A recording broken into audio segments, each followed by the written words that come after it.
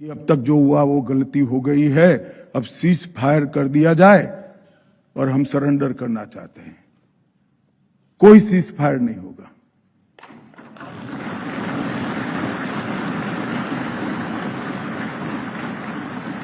और मेरे वाक्य को मैं एक्सटेंड करना चाहता हूं, सरेंडर करना है तो सीज फायर करने की जरूरत ही नहीं है।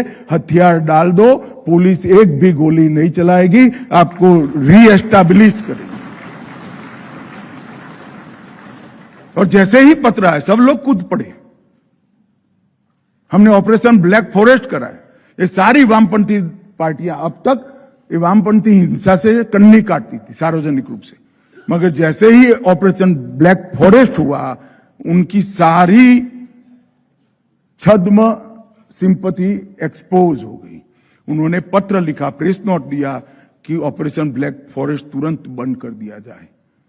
वामपंथी राजनीतिक रजिस्टर्ड दलों ने प्रेस नोट दिए, सीपीआई और सीपीआईएम ने दिया।